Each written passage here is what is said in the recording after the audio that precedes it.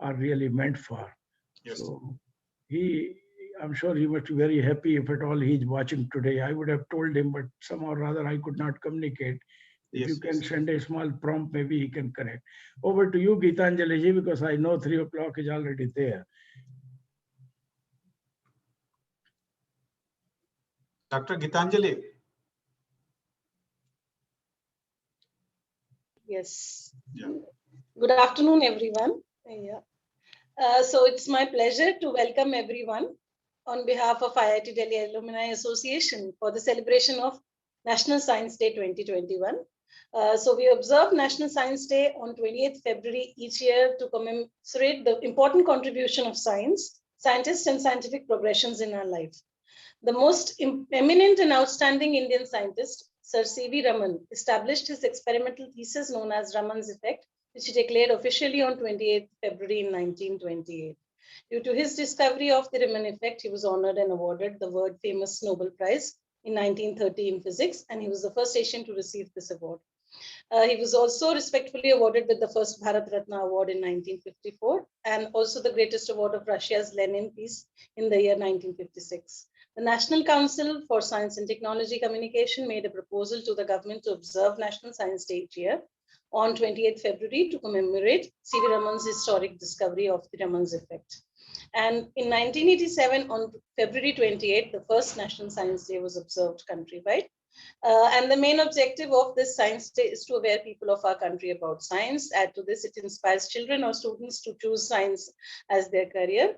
The celebration's purpose is to support and inspire new innovations of innovative scientists or students. The theme for this year's National Science Day is Future of STI, Impacts on Education, Skills and Work.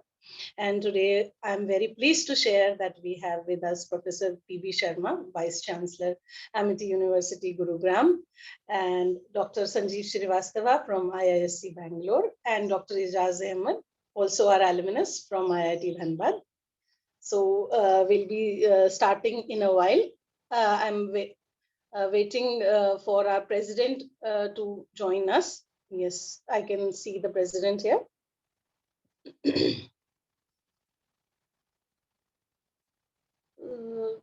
Ravindra ji, you are here, right?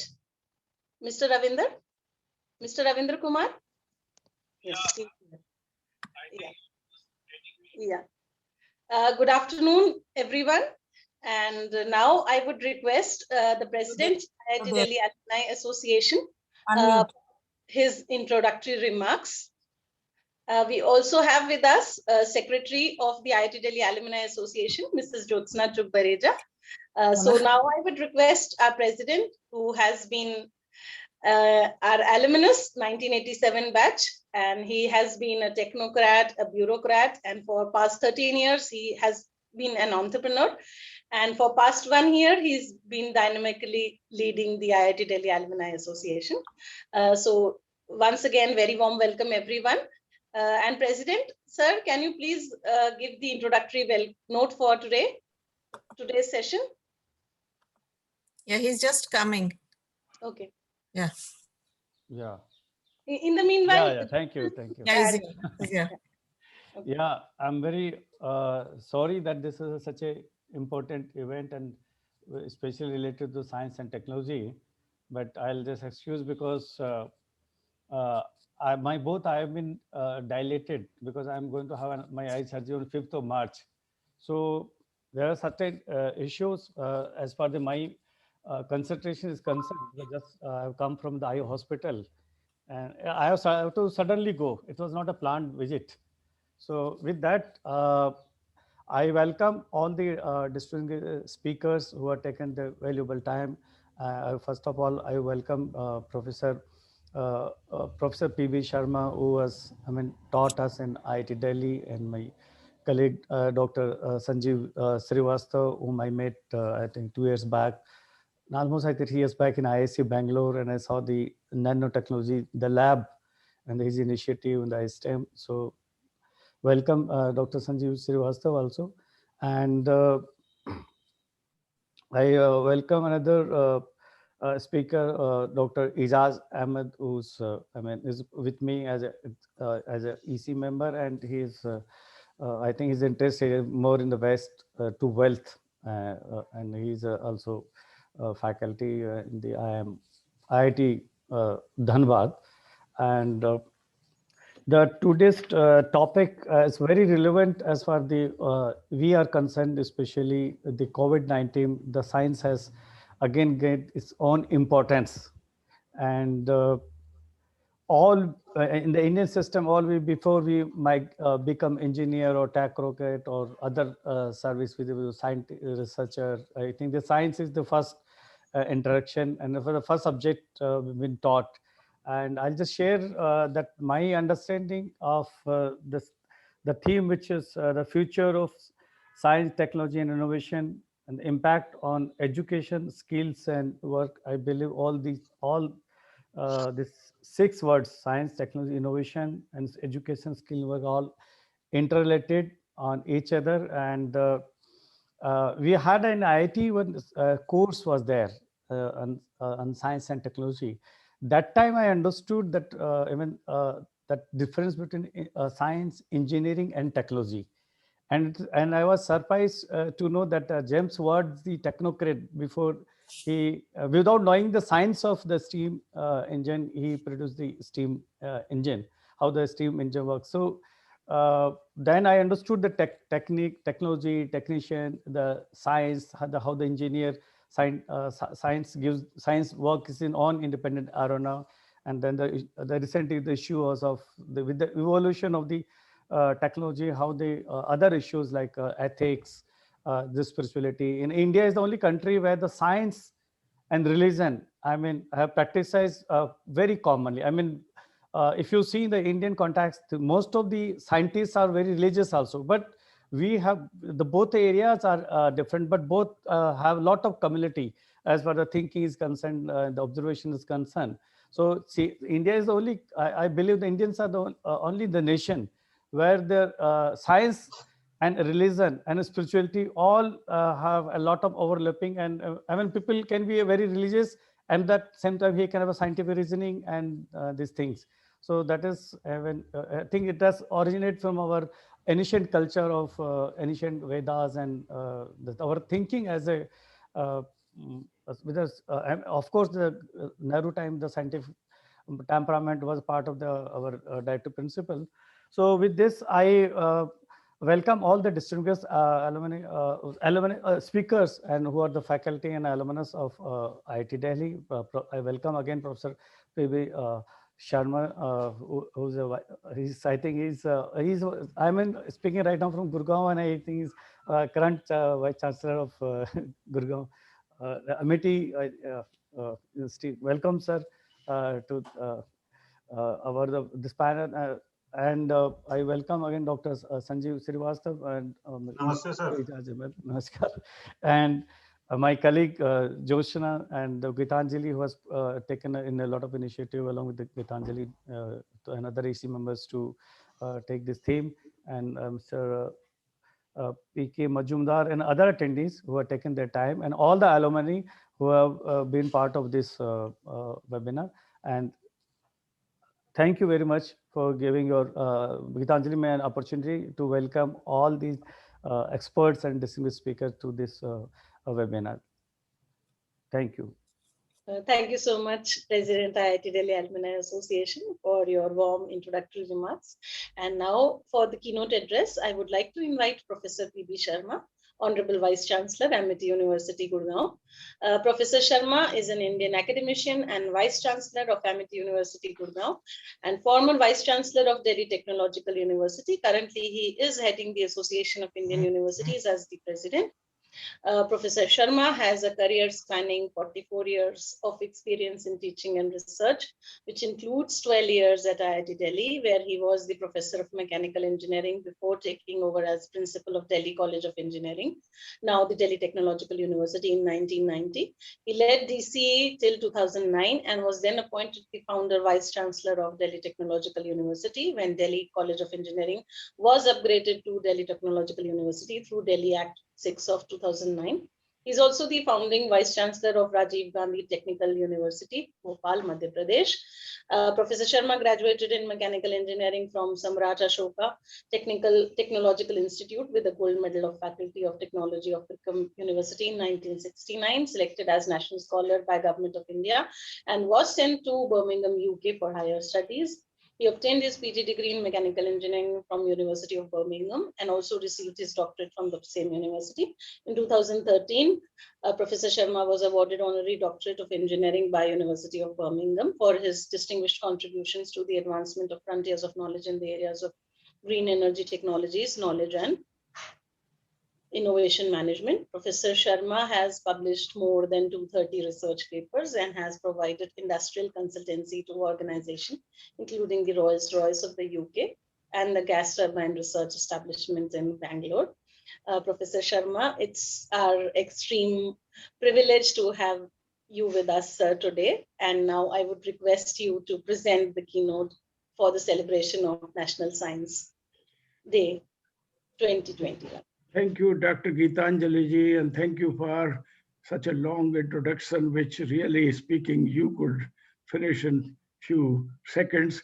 I apologize because this is my 51st year in job as an engineering professional in education and research. So naturally, there's not many things to say, but I thank you very much for your generous introduction. And let me also say how happy I am to connect to the IIT Delhi Alumni Association, and that too for an event so important as we are celebrating the National Science Day 2 days in advance, of course, because not many people have to celebrate around the country. And I really thank you, IIT Alumni Association, especially your Honorable President, Sri Rajendra Kumarji, for giving me this privilege to be with you this afternoon. Let me also say that I feel immensely delighted having been associated with IIT Delhi for 12 long years, ever since 1978. And my head, heart, and soul still continues to be associated with IIT Delhi for various reasons. Apart from my being a member of faculty, IIT Delhi had earned tremendous amount of repute and made Mother India proud of its very many contributions, including contributions coming from its great professors, great innovators, great alumni power, which it generated from the campus of IIT Delhi. I take immense pride in my association with you, Rajendra Kumarji, and also your colleagues, Dr. Gitanjali ji, and also Jyotsna ji, and also very happy that I'm sharing this panel today along with Dr. Sanjeev Srivastava ji from Indian Institute of Science. You could have not done better than putting two of us together, along with my colleague from IIT Dhanbad and other places, because science and technology, in my opinion, they go hand in hand. Our forefathers, as Rajendra Kumarji has rightly pointed out, had tremendous love for science, and they had a great love for technology. The love for science was primarily because of the fact that they understood that this entire creation which we have around us is basically propelled by the power of science, and they call it Vijnana. In fact, Vijnana for them was very, very dear, and you should not be surprised that in all our religious and spiritual literature, Vijnana has appeared as a very powerful mention, in fact, at several places, including in Tetri Upanishad, where I think the highest respect for Vijnana has been given by our Vedic rishis. They have said, Vijnanam Deva Sarve, which means Vijnan Devon ka Dev hai. Vijnanam Deva Sarve, अब आप जरा सोचिए, Vijnanam Deva Sarve Brahma Jeshtu Pasate. Even Lord Brahma submits to science in order to create this beautiful world of diversity and the world of beauty around. Vijnanam Deva Sarve Brahma Jeshtu Pasate. And see, the third line says Vijnanam Brahma, which means if you really want to attain that level of understanding that you become one with Godhead and realize your real existence, then I think Vijnana is the only means by which you could reach there. But they also said in the same Upanishad that Vijnanam Yagyam Tantu. Vijnanam Yagyam Tantu karmani yagyam tantuvati, which means Vijnana has to be integrated in our life philosophy as well as in our work philosophy in order to deliver the promise of that service to the vast humanity. And it is this kind of love and respect for Vijnana which was in fact integrated into the rich spiritual philosophical heritage which lies behind us, all of us. Having said this, let me also say that but their understanding that science and technology do not have a divide of the kind which we created during the Western understanding of science and technology in the modern era. Really speaking, for them, science and technology, they were having a seamless connect. They looked at science of nature. For them, the science of nature was combination of all sciences, not just physics, chemistry, and mathematics, but all sciences together, along with all interdisciplinary technology. Look at the beautiful leaf of a tree. It is the finest example not only of the biology, not only of the genetics, not only of the, and the beauty it has in terms of its chemistry and physics, but it is more like a computer-aided design, replicating itself from one leaf to another and retaining its shape, size, and figure in toughest of the tough environment in which it has to survive. It gives a smile when we all scratch our head in the heat, the leaf smiles. And in fact, it is so good in terms of its communication technology that a few drops you drop in the pot, the leaf smiles and says, thank you so much, Rajendra Kumarji, or Dr. Jyotsna ji, or Dr. Gitanjali ji, because the power of connectivity and the kind of communication technology, the smartness, the intricate design is so beautifully built in that small leaf, which is an example of what I often call integrative science, which means all sciences need to be put together in order to really deliver the promise of creating that Vijnanam Deva Sarve Brahma Jeshta Pasate. Unfortunately, during the modern times of science, beginning from 17th century onward, which still become the dominant portion of cultivation of science, we somehow rather compartmentalized science into physical sciences, chemistry, physics, biology, mathematics, and so on. Lately, we understood that all these have to work together to create what we call environmental science or what we call the life sciences here. So I think the point I'm trying to sell right in the beginning of the dialogue on science, technology, and innovation and looking at their future, that I think the time has come now when we have to look into integration of all sciences into what I call science of nature, the science of creation. Tomorrow you may call it even science of life, because today we are confronted with mega challenges by which not only we have to solve the problems which we have at hand today, but also to look at the challenges of future. A small microbial intervention has shaken the whole of the world. Even the strongest of the strong nations of the world are still struggling to find how to fight this microbial kingdom, despite the fact they have all the atom bombs and power of missiles and guns around them. Most sophisticated warfare they have, but it is not enough to really give chase to the power of microbial kingdom. Microbial kingdom, in fact, is the power and army of God Almighty, who understand the value and worth of science of nature.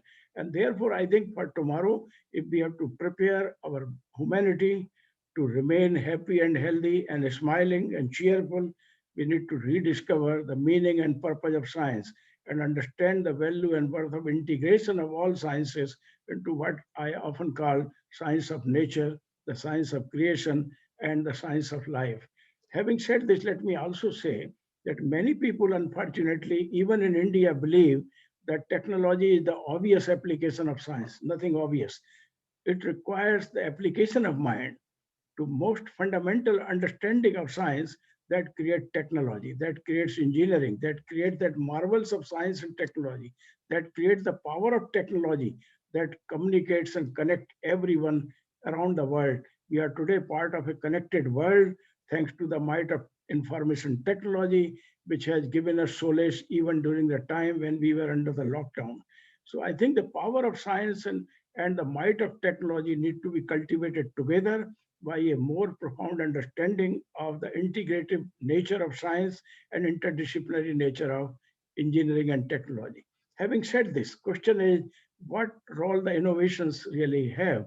When I was a professor in IIT Delhi, I said to myself that I shall use my power of science and might of technology in a manner that I cultivate new science and new technology without asking for a penny from the IIT director, sir, because the budget was a major constraint in those days for cultivation of technology or science in our engineering institutions, engineering departments.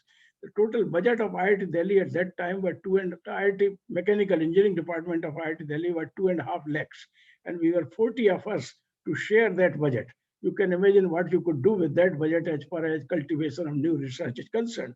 So I said, I need no money. I need only my mind. I need the power of imagination, the power of intuition, by which I should be able to innovate and develop new ideas and translate those ideas into new patents and new products. The money will flow on my head, and it has happened.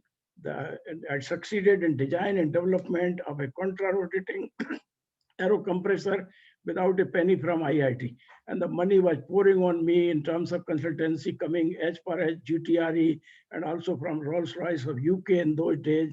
I became a very famous man, and that's why I became principal at a young age of 42 of that too of Delhi College of Engineering, and vice chancellor at the age of 51 before the 21st century bells were ringing. And today also I stand before you with all that glare and glamour of power of science and might of technology. The point I'm trying to sell today when we are celebrating the National Science Day in the remembrance of the discovery of Raman effect, we must remind ourselves that Dr. Raman himself asked for no money whatsoever. He only wanted a place to work in the Indian Association for Cultivation of Science. And without spending much money, he was able to discover Raman effect, which later won for him the first Nobel Prize for Science in India. And till date, that remains as one of the most major discovery in science, invigorating the minds of scientists, not only here, but around the world. So that is the kind of message I think that should grow. In my opinion, the future of science, technology, and innovation is very bright because I have a promise to deliver to Mother India, and so is the promise to be delivered by all our IIT alumni, as well as those who are presently the professors and also students of the great IIT. The promise is, how do you wipe out hunger? How do you create jobs in millions and millions for your countrymen? How do you support the advancement of the global society on the pathways of peace, prosperity, and happiness, and that too without causing the tears in the eyes of the kind which have happened in the past because of unabated, unregulated use of science and technology for exploitation of nature. I think it is here the agenda for science and technology innovation is to create employment in plenty, to solve the mega challenges that are already there on our doorstep, and to prepare the mankind to remain alert to the challenges that will follow hereafter. Because the world in which you and I are entering here and now would have very many new challenges coming from totally unknown quarters. And that is why the age of uncertainty has descended. The age of digital technology have descended. And we need to therefore change our course and approach to the cultivation of science and technology and cause innovations in plenty. Let me also alert you that innovation is a great power to create. It transforms lives, it creates new markets, new businesses, it creates cheers on the faces of people. And we all are aware of this. But we are also aware that innovation is a great power to disturb and distract and destroy. And the disruptive power of innovation is something which we need to confront more and more as we go deeper and deeper for cultivation of science and technology innovation.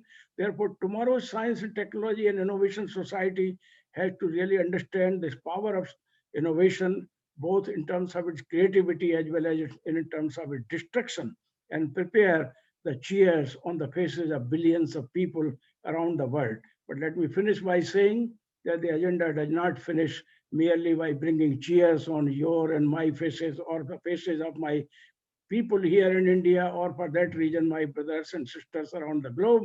We need to take care of every single creation of God Almighty, whether it is plant, whether it is a mountain, whether it is a small species or animals or even reptiles. We need to care for everybody, including the marine life. And therefore, the new science and technology innovations must take the understanding which our forefathers had, that we exist here on this planet Mother Earth with the power of science and technology for the welfare and well-being of one and all, not just the humans, not just our own brothers and sisters or countrymen, but for the mankind as a whole, the creation as a whole. And that is why in our prayers every morning, every evening, we are saying Sarve Bhavantu Sukhna, Sarve Shantu Niramaya. It cannot be a wishful thinking. It has to be flowing from the highest quarters, from the portals of IITs and ISCs and great many institutions, including Amity University. The love for innovation and cultivation of science and technology in me continues unabated. During my days at IIT Delhi, Delhi College of Engineering, Delhi Technological University. And even when I was at RGPV, I asked myself, what can I do what others could not do? And the answer came that like a Hanumana, you capture all the carbon dioxide like this and compress it and then put it in two parts like that. Carbon goes here, oxygen goes there. God Almighty does it in the form of fixation of carbon and trees. Can you do it in a reactor where all the carbon dioxide could be broken into two pieces? And I designed and developed, along with my very innovative team which I had, a pilot plant with the support of DST, where carbon dioxide could be captured and converted into hydrogen. People were asking, there is no hydrogen, carbon dioxide. How can you create hydrogen from carbon dioxide? That was the mesmerizing feature of it.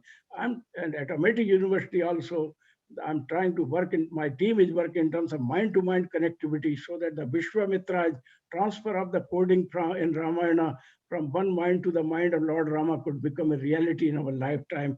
My team is also working here at Amity University on new materials, new nanoparticles by which the water problem can be solved, and we are also working on very many other innovative ideas here. Having said that, let me finish by saying that how happy I am to connect to my own alma mater, IIT Delhi, where I have spent perhaps the best time of my life. I was just 30 years old as I walked into IIT campus, and by the time I walked out, I was just 41 plus, spending 12 good years in the mechanical engineering. But I was also the leader of all 5 IIT. Take me seriously, because from IIT Delhi, we were providing leadership for all 5 IITs at that time to carve out a niche advantage for the IIT system, which was created through the Act of Parliament. And I could create in those days, with the support of my learned leaders from different IITs, a niche advantage, and took IIT out of the UGC system and provided to my faculty and to my IIT system a new horizon on which they could build up tomorrow's India. And I'm very happy that that journey continues unabated at IITs. So my grateful thanks to you, Sri Rajendra Kumar ji, to Gitanjali ji, to Jyotsna ji, to my fellow panelist today, Dr. Sanjeev Srivastava, coming from Indian Institute of Science, for giving me this opportunity to be with you and to pay my homage to one of the greatest son of Mother India, Dr. C.V. Raman. And I have reason to rejoice because Dr. C.V. Raman was also the Vice Chancellor, in fact, the founder Vice Chancellor of Andhra University, Vice Chancellor of Banaras Hindu University, and what more, he was also the President of Association of Indian Universities. I had the privilege of occupying that chair of presidency of AIU. So nothing could give me a greater happiness than to connect with you, to celebrate this day, and to pay our richest homage to the lotus feet of the man of letters who inspired generations to come, not only of Indians, but around the globe. Thank you so much once again for the opportunity given to me to connect to you on this day. I am truly grateful to you for the honor and also for the opportunity. I pray to God Almighty that let Mother India be proud of its science, technology, innovation policy that is in the making. Radical departures are required, and I'm sure the government of India and its architects of this new policy would understand the imperatives and new approaches that are required to cast a policy for science, technology, innovation that will make Mother India truly proud of the science and technology innovation power of this great country. Thank you so much indeed, and thank you, madam. Thank you, sir, and thank you all those who are connected to this great event this afternoon. Thank you. Namaskar. Thank you so much, Professor Sharma. Very, very enthusiastic and motivating words. And I am very, very happy that we could have you today, sir. Thank you so much. Really pleasure and our honor to have you with us today. And now I would request for the expert address by Dr. Sanjeev Srivastava. Dr. Srivastava has a PhD in polymer nanocomposites from IITC IIT Delhi. He is currently the national converted into a national level program, the iSTEM. And now I would request Dr. Sanjeev Srivastava to kindly share his views on SND, which is the theme for today's National Science Day celebration.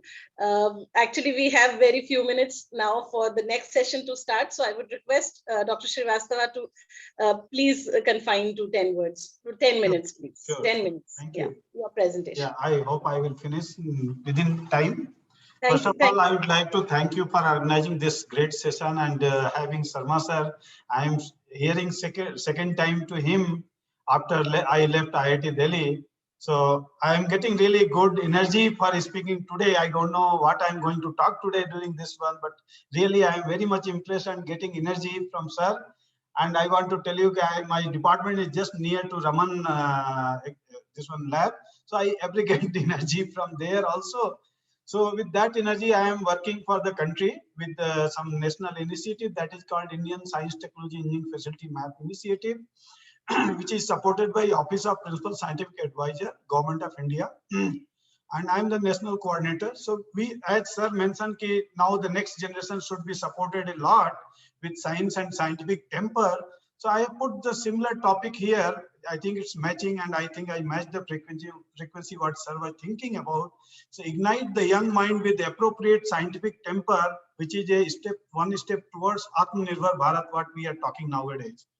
So when I was conducting some program last Saturday, and I gave a name Vigyan Ki Baat School Teacher Ke Saath, and that was with the primary teacher. I was thinking really we should work at that level where we can ignite our kids through our teachers, primary teachers, so that we can create a really good scientific temperament among our kids. And that temperament will bring them till the research level during when they are going for the higher education. And that will really help to make our India really Atmanirbhar. Otherwise, when we are starting the research at the graduation level, people start thinking about making the project and research. That somewhere we are lacking in getting good quality of research. And if really we'll ignite the teachers who are really teaching to our kids at initial level 1 to 8, I think we can really make our India in good way. So what I am going to propose, if we can convey to the government and we can convey to the community through some right forum, that if we can give, see, when people, kids take a birth after 2-3 years, he start play with the mobile nowadays, and that is the video game. If those video game we can design in such a way that they will understand what is velocity, what is the speed, what is the wave, and what basis that particular person is jumping in during the video game. If this kind of things can be designed using the nowadays the new technology that is called artificial intelligence and machine learning, that will really help our kids to make their way in scientific research.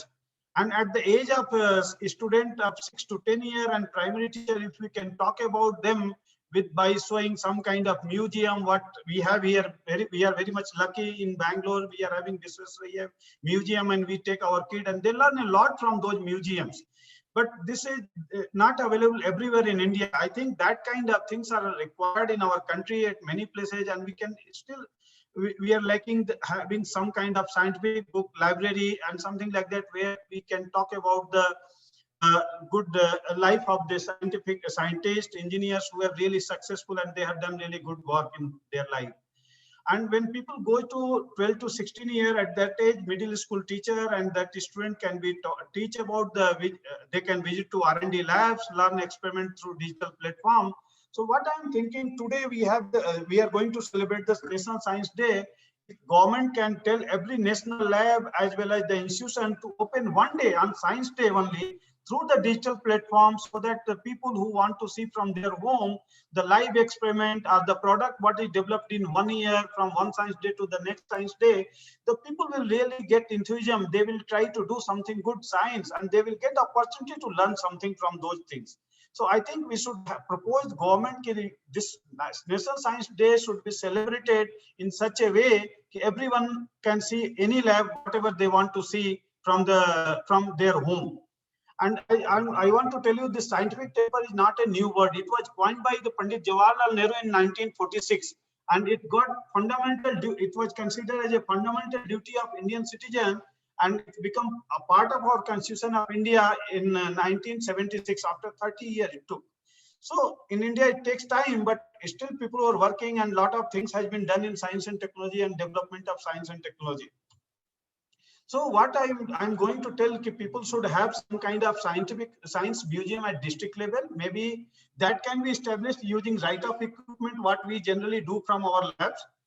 And we should have that open day, as I told you. And there's a need of digital library of scientific books, story about the life of scientists, researcher, inventor, engineers, and successful entrepreneurs.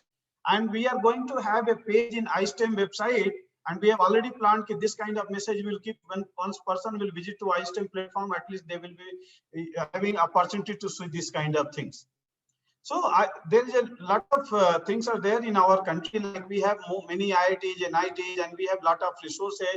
And if really startups want to use these kind of resources, what is available, what Dr. Gitanjali mentioned, I am working for the linking all kind of public resources, even private established lab through iSTEM platform, so that the needy researcher can access anytime, book the facility as and when he need, and pay and use those kind of things, so that the idea what he is having today can be implemented immediately, and his idea will not get lost.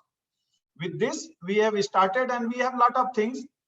Apart from the facility map in this portal, as and when we get the approval from cabinet, like recently Empower Technology Group is formed by the cabinet in February 2020, and we have been assigned to make a digital catalog of the technology which is commercialized, field test or prototype level. And we have already made those technology, this digital catalog, and currently our platform is loaded with 700 technology developed in last 5 years by the IIT, ISC, as well as other NIT and national labs. So these kind of informations are there. We are also developing the culture for research and support. So I think you people have heard there is a PM ISTIAC mission through which government is putting a lot of city knowledge and innovation cluster in many cities, where public, government, as well as the national lab can work together, and they can take the societal issue or regional issue and they can solve.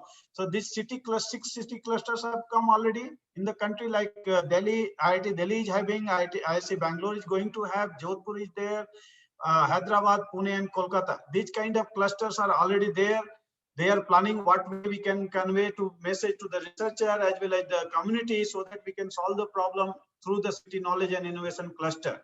Of course, we have facility map, which is also under PM ISTIAC mission, where you want to find any system.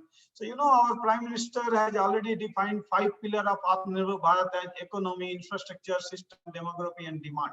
With that, we are moving towards this Atmanirbhar Bharat initiative. So this iSTEM is nothing but it is having the platform. It is a platform which is having the R&D lab equipment. And I want to tell you that this was chosen in 2019 as one of the transformative idea by the Prime Minister office. And I want to also mention here is such kind of platform is not available anywhere in the country, not only in the country, even in the world. So what we found through Patent Research Office is, since this kind of mechanism are not there, so we find the patent in USA, South Africa, Sri Lanka, as well as in India, so that in later stage we can give the license to those countries. And currently I have requests from 42 countries for whom I have conducted science, technology, and innovation policy course training for those officials from those countries, 42 countries. So we have a lot of requests to extend this iSTEM portal, and I think shortly by April or May we will get the permission from Ministry of External Affairs to extend this. So we are thinking our people should make use of this, and whatever they want to do, they should do. So a lot of features are there. I'm not going to that. This all is available on digital platform as well as the Twitter and social media. So once someone want, they can contact with us, and we have also toll-free number so people can get in touch with us. And as I told you, we have Science Technology Innovation Cluster that is very much part of the iSTEM portal. Since government is going to consider iSTEM as a national portal and one portal, one solution kind of things. So slowly many things are going to come in this iSTEM portal. I just would like to mention here that we have already loaded 625 technology in different areas. You can see it start from agri-electronics to water treatment. Many people have done a lot of it. This is all developed indigenously. It is developed in India. So if someone want to take it further, can just go to the portal and they can see those technology inventor. They can contact and take it further what technology they want to develop in the future. So this is not only giving the information, but it is going to give a career path also for the young researcher. And with this initiative, I would like to thank all the organizer of this session. And thank you, sir. Thank you all the people to giving me this opportunity to talk on the especially National Science Day. Thank you. Thank you so much, Dr. Srivastava. Wonderful to hear from you. And iSTEM, I'm sure, will reach to greater heights and it will connect all the facilities. And thank you so much once again. And now I would like to invite Dr. Ijaz Ahmed. Dr. Ijaz Ahmed is IIT Delhi alumnus. He has his PhD from IIT Delhi, Department of Chemical Engineering. He also has received the best awarded for the best thesis at IIT Delhi, and currently he is with IIT Dhanbad, Department of Chemical Engineering. So Professor Ijaz Ahmed, if you could very quickly share your views and also then give the vote of thanks, please, Professor Dr. Ijaz Ahmed. Thank you, ma'am, for such a nice introduction. And indeed it is an honor for me to be a part of the panel where Professor Sharma and Dr. Srivastava and the seniors like Jyotsna ma'am and Ravinder sir are here. I'm glad that I can talk with you and I can hear you and I can learn from your talks, and I will try to implement those in future. Without taking further time, I would just go quickly about the National Science Day. That what I observed, based on my observation, if you look at the science, most of the time we are focused on the development of technologies for making the products more and more efficient, while the less consideration has been given on what to do with the things which are already developed. Yes. And because of that, we are facing several problems. And I would be showing just a brief slide. If you can see here, ma'am, my screen is visible. I hope. And can you confirm if my screen is visible? Yes, it is. Yeah. So here I'll be briefly talking about, because we have heard Professor Sharma about the science, and I think that is like something anybody would like to say. I have nothing more to add, but what I would say is that there is one thing in science and technology that we are missing is closing the cycle. Now we are on the mode of, we are on the high speed development mode. But at some point, we also have to look what to do with what we have already developed. And if we don't look, this is what I showed, like Dr. Srivastava said about the DREAV. I'm also a part of the Delhi Cluster City DREAV as a co-PI in the solid waste management team. And this is what exactly I started with there. That being a, citizen of Delhi, born and brought up in Delhi, this is something I have witnessed for so long. Not only in like 2017 and 19. There was a time in 1998 and 1999 when I was a school kid. The tears, we cannot stop tears from our eyes because of the pollution at that time, because of diesels and gasoline. So then came the CNG, and then even after having the CNG, we are more or less in the similar situation in 2020 and 21, and this is all of you have witnessed. And the problem lies in how we are tackling, how we are thinking about the implementations of the science and technology. So I would say that there is one more component that we should put in the teachings of science and technology, that is on the efficient utilization and disposal of what is already being developed. For example, if you see the agro residues or the waste or MSW is often blamed.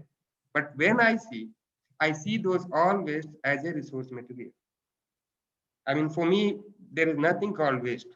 Whatever is there in the environment in our society, it has potential to be used as something else if it is not used for its primary purpose. Whenever a material has served its duty as its primary purpose, then we can use that for the secondary purpose.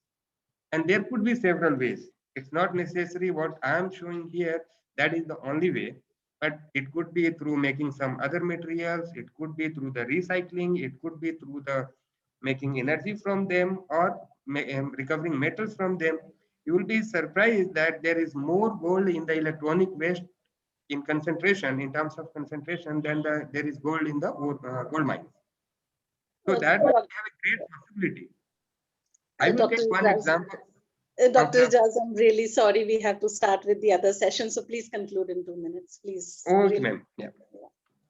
So without taking this, I would say that we should develop the technologies which can be integrated in such a way that one technology can provide solution for several problems.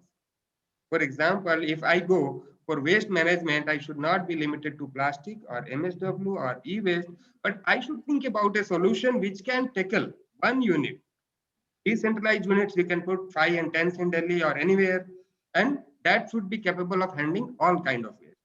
And this is all I would say. There is another factor that I wanted to say, that whenever we are working on technology, we should also try to think about the society, that how we can correlate with the society and what we can give back to the society. For example, the waste we can correlate, I mean, we can help in the Swachh Bharat, we can help in the stopping the stubble burning, plastic-free oceans. We can also help in Swachh Bharat. That's all. Thank you, ma'am. Thank you so much, Dr. Ijaz Ahmed, for your remarks. And we had a wonderful session. Professor P.B. Sharma kindly gave the keynote address, which was very, very motivating, and followed by Dr. Sanjeev Shrivastava from IISc Bangalore and Dr. Ijaz Ahmed from IIT Dhanbad. So we had a very, very informative session today, very, very enriching for most of us. And I'm sure that we will continue to stay motivated and also keep working, which is our goal. So I thank all the esteemed panelists for this wonderful session, and we'll shortly be starting with the next session. Thank you so much. Thank you, ma'am. Thank you so much. Thank you. Thank you. Thank you. Thank you, everyone. Thank you. Just before we thank everybody, let the Raman effect be seen in this small huge disc which I have. You put it towards light and you begin to see the entire spectrum of light. One could utilize this particular phenomena for designing, in fact, an instrument by which you would be able to filter out whether this LED on my head is a real one or somebody has really duplicated it, and you would be able to differentiate between one light source and another. Such is the power of innovation. Without much money, you can do wonders, in fact. So this is not exactly, I thought, but I thank you very much once again. Thank you. Thank you so much, sir. Thank you. It was really nice listening to you all. Thank you. It's a great pleasure. Thank you. Thank you so much for the opportunity. Thank you. Yeah. So good afternoon, everyone. On behalf of IIT Delhi Alumni Association and Maharashtra Pollution Control Board, I invite you to the Mahaparivesh series of workshops. And today's session is on urban green spaces and air quality. So we are very delighted to have with us Professor Manju Mohan from Center for Atmospheric Sciences, IIT Delhi, Dr. Maud Ghare from Maharashtra Pollution Control Board. He's Joint Director with MPCB. We have with us our President, IIT Delhi Alumni Association, Secretary IIT Delhi Alumni Association, Jyotsna Chugh. We also have with us Mr. Akhil Bansal, alumnus IIT Delhi, and right now with the Indian Forest Services. Also with us, Professor Sushma Moitra, former Vice Principal, Miranda House, Delhi University. So a warm welcome to all the esteemed panelists. And now I would like to invite the President for his introductory remarks. President IIT Delhi Alumni Association, Mr. Kumar has his BTech from IIT Delhi, and he's been a technocrat, a bureaucrat, and has been an entrepreneur for 12 years as the owner of Global Tax Guru. And for past 1 year, he has been serving the association as the president. We have 54,000 alumni in India and abroad. We also have the secretary also with us, Mrs. Jyotsna Chugh. So with these words, Ravindraji, are you around? Ravindraji? Mr. Ravindra Kumar? He actually has had an eye operation earlier, and I think he'll have another one very soon. So I would now like to invite Dr. Maud Ghare. Dr. V.M. Maud Ghare is Joint Director, Air Pollution Control, Maharashtra Pollution Control Board. He has his BE in Civil, MTech and PhD in Environmental Engineering, and also has an MBA in Marketing. As Joint Director, he is in charge of air pollution control in the entire state of Maharashtra. Dr. Maud Ghare has spent 24 years in Maharashtra Pollution Control Board in various capacities, including Regional Officer, Nagpur, Amravati, Raigad, Navi Mumbai, and Chandrapur, handling administrative issues and implementing all the environmental laws. And he is dynamically leading the National Clean Air Program in the state of Maharashtra. With these words, I would like to invite Dr. V.M. Maud Ghare. Yeah, we have President with us. Let him welcome everyone. Okay. Okay. Thank you, Dr. Jyotsna and Dr. Gitanjali Kaushik to give me an opportunity to welcome the distinguished speaker and subject expert to the workshop on urban green space and air quality. And this is the series we are having with the Maharashtra Pollution Control Board. And today's theme is urban green spaces and air quality. And so I just give my welcome remarks to this August gathering. I think the topic, what I understood, what the role urban green space plays in air quality. There are 5 words: urban, green, space, and air quality. So what I believe that when we talk about the urbanization, it has provided a lot of solution to the human needs, but it has some side effects which are in nature of environmental issues. So one of them is air quality, and how this air quality will be solved through urban green spaces. That will hear from the subject expert today. Because if you recently, I think there was a news that India is the world's 5th most polluted country in the world, and the Ghaziabad was the most polluted city in the world. Ghaziabad is a part of the NCR. So we have the distinction of becoming one of the most polluted, some of the most polluted city in the world. And as a country also, we are ranked the 5th in the world. So there are a lot of serious issues are there.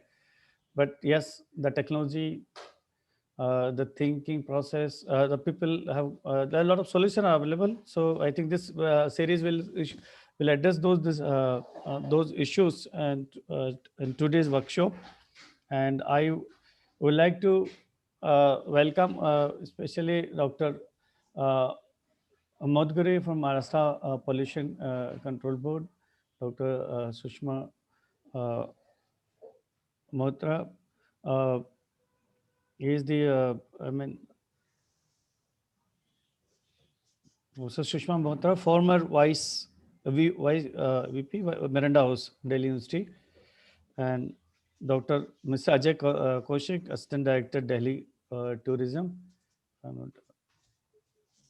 And we have Professor Manju Mohan, former head CS IIT Delhi, and other and Dr. Sachin Pawar, founder chairman, your own Green Area, and Mr. Akhil Bansal is from Indian Forest Service. I welcome these distinguished speakers to this workshop, and I welcome all the attendees and alumni association member and alumni who have taken the time to be part of the workshop. So, thank you, Gitanjali, giving me an opportunity to welcome to this our workshop on urban green space and the air quality. Thank you. Thank you so much, Mr. Ravindra Kumar. Now, I would like to invite Dr. V.M. Morthere, Joint Director, Air Pollution, MPCB. Sir. I'm audible, Gitanjali? Yes. I'm audible? Yes, sir. Perfectly audible. Yes. Yeah. Thank you, Gitanjali, IIT Delhi Alumni Association. This last since 1.5 years, we are associated with IIT Alumni Association, and this is the 7th series of the Mahaparivesh series of the awareness workshop among the air and other environmental issues. I would like to point out that the President, sir, has also mentioned that India become the 5th country in the world air polluted.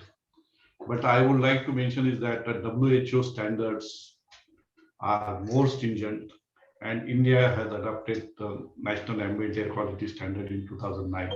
Our standards and their standards are totally different. Their standard stands at 20 for PM 2.10. Our standard stands for a PM 60. But this is a one scenario. Today's topic is on a urban green spaces and air quality. You know, the National Clean Air Program, which was launched by the Honorable Prime Minister 2 years back, and 122 cities has been identified as a non-attainment cities. And in Maharashtra, most urbanized state in India, being the highest network of air quality, we got 18 non-attainment cities, which are major cities, major chunk of the air pollution cities. And the various topic IIT Delhi Association has carried out, and today's topic is urban green spaces and air quality. When we brought the templates and action plans of National Clean Air Programs after a due deliberation at MOEF and CPCB, one of the main component was the urban green spaces and air quality. Because you know there are various importance of the greening of the highways and making a green spaces. The various impacts of the urban environmental impacts of the urban green spaces is the reduction in temperature and air pollution, reduction in air pollution in urban spaces. Additional benefits are biodiversity habitats, enhance the living and recreation areas. It also reduces the risk of the flooding, may increase the sequestration of CO2, and urban green spaces can buffer the noise. These are the environmental impacts. And health impacts, all you know, stress reduction, improved in the subjective well-being, physical activity, social cohesion, increase in the exposure to the sunlight. So the topic chosen by on this seminar is a very well diversified, and you know even the National Highway authorities now cleaning up the going for the green highways, and you can see at least 1.5 meters of the median in the National Highway is being made green on a green. In the National Clean Air Program in Maharashtra, we have launched massive tree plantation program. Nearly 2 crores of the tree plantation has been done, and as a we have to now take this mission on a hunt mode. I hope with this urban green space and air quality topic on this seminar, everyone can now look forward for how much green spaces we can create it, and hope in Maharashtra under the leadership of Honorable CM Sir and Honorable Environment Minister, we have launched the Maji Vasundhara scheme in the whole of the Maharashtra, even from the Gram Panchayat level to the big corporation. And it is a continuous program, and it will now a creation of the awareness among the people and creating the green workshop or green spaces. With these few words, I once again congratulate IIT Delhi Association and Gitanjali Kaushik, who is also always backing me in this scenario, and she is also taking a various course of action among the Nagar Parishad and municipal corporation regarding awareness. And though she belongs to Delhi, but she is a wholeheartedly now in Maharashtra. So I welcome and I thank you, ma'am, for organizing such a good seminar. Thank you. Thank you so much, sir. Thank you. Warm words, and you have set the stage, sir, for today's session. And I have tried to build very eminent panel, and I am sure that we'll share the findings from today's seminar. Thank you so much, sir. Thank you. Now I would like to invite Professor Manju Mohan, Professor and Head, Center for Atmospheric Sciences, IIT Delhi.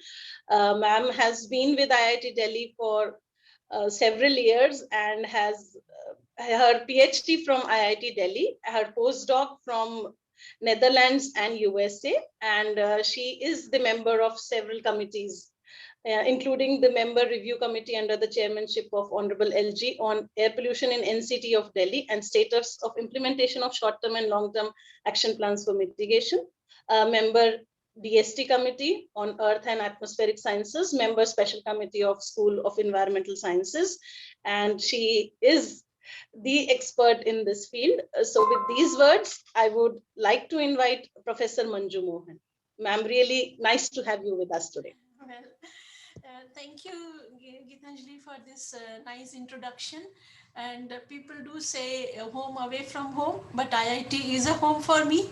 And it's really a pleasure to be here with this IIT Delhi Alumni Association and do something about this association. So at the outset, I congratulate the entire association. The president, Mr. Kumar, the secretary, Mrs. Bareja, and Dr.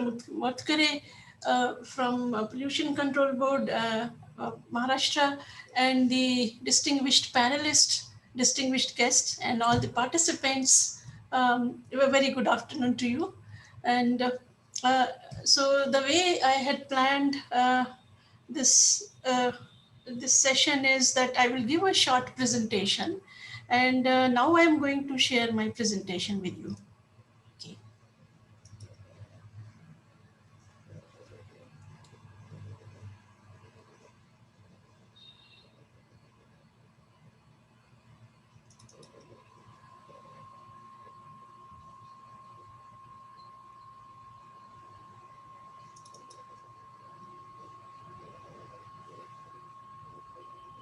I think, sorry, this is a wrong file.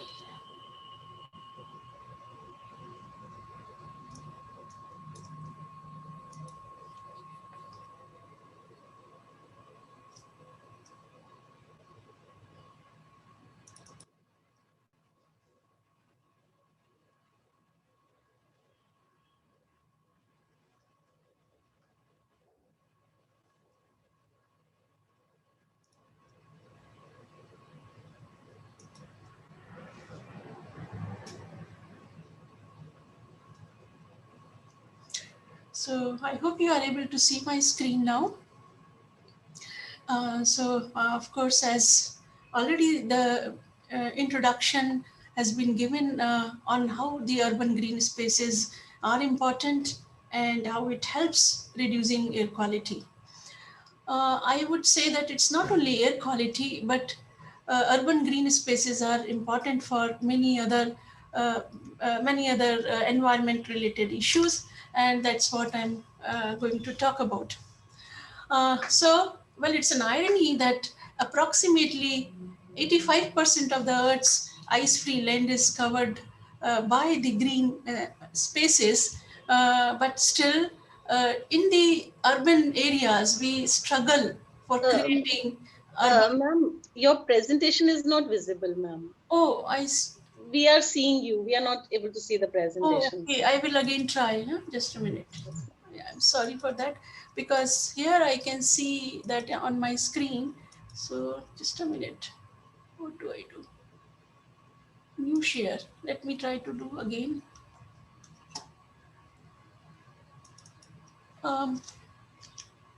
Yes, it's visible now. Okay, so now I want to go back to my earlier slides. Yeah.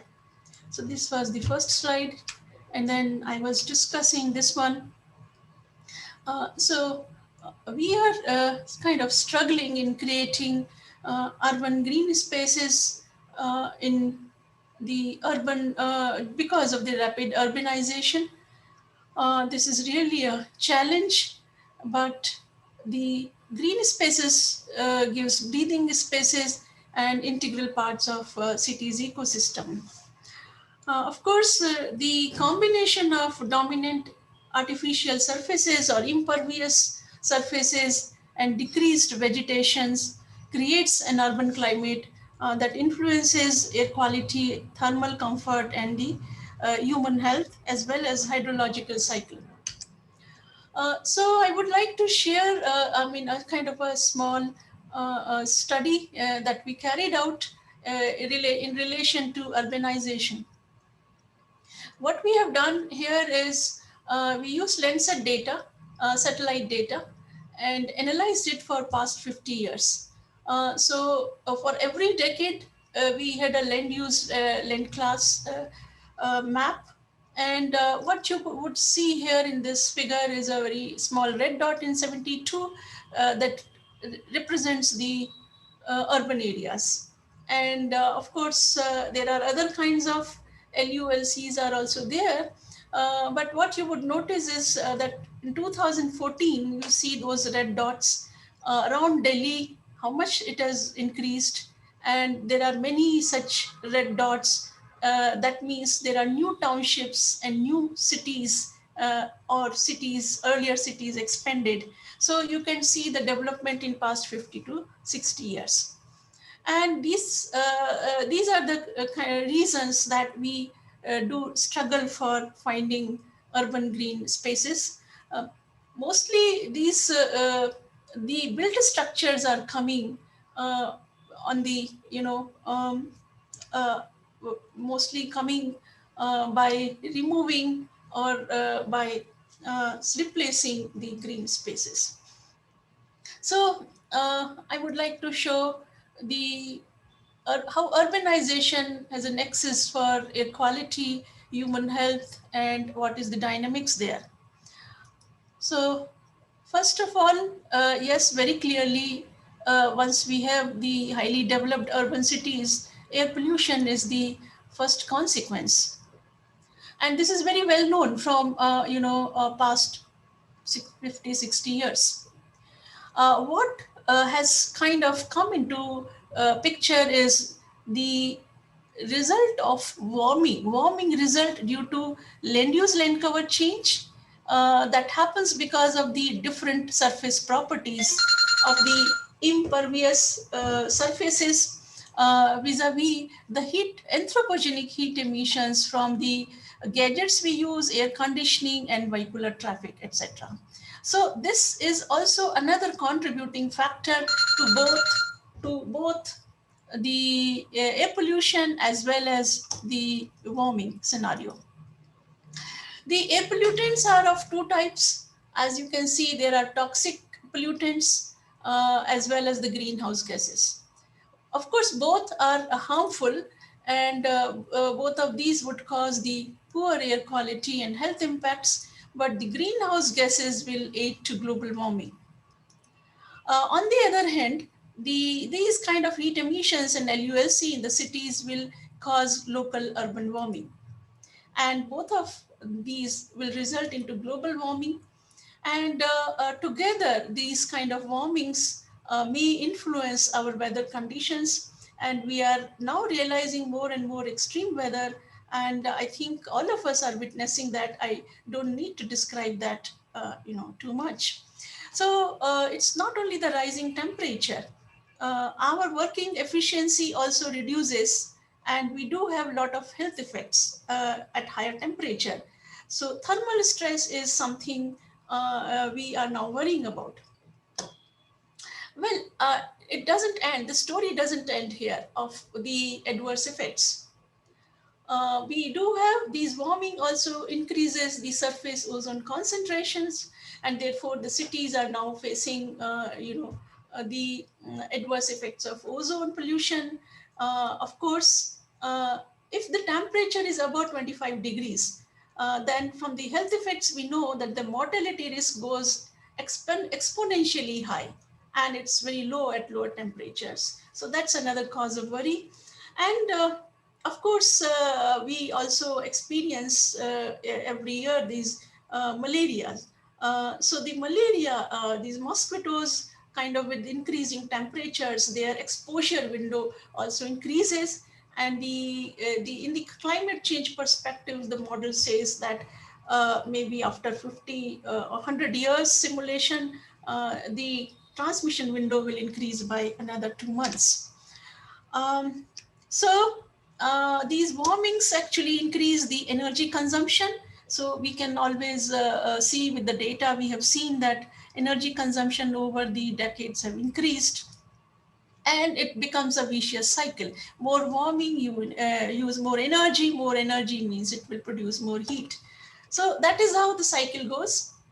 Well, so now I have described what the heat island is like, that means the local warming. Well, way back, I think if I talk about 15 years back, in India, there was no systematic study on this heat island effect. Of course, we had a lot of international studies. There were few studies, but not the way it should have been designed. So we carried out this study, the experiments in 2007. The study was published in 2010. And this is across Delhi that we identified with the rising temperatures, each locality, major localities of Delhi, under which category they fall. So the very high category 2, we have the very low categories. Broadly, the temperatures, the maximum ones I'm talking, not the averages, maximum ones goes from 9 to 10 degrees, and then from 6 to 7. And the lower ones, of course, are mostly on the parks, and Sanjay One, Buddha Jayanti Park, and JNU, etc. So another thing, what I want to highlight is that we did, I think, some satellite data analysis and the modeling. So the modeling result shows in past 50 years, we have been able to increase certain areas with more than 4 degrees of temperature, and a large area with 3 to 4 degrees, and so on. So that's also alarming. The study, it's a very recent study, came out about a month back in Urban Climate.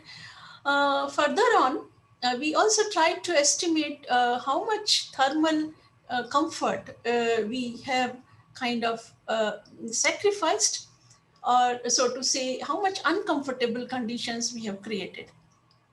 What you would see over the decades at various places in Delhi, we have increased the red line, that the red bar here shows the increase in the uncomfortable events, and the reduction in green bar shows the reduction of hours in the comfortable range. Well, now we have quantified, and we know the scenario now very well.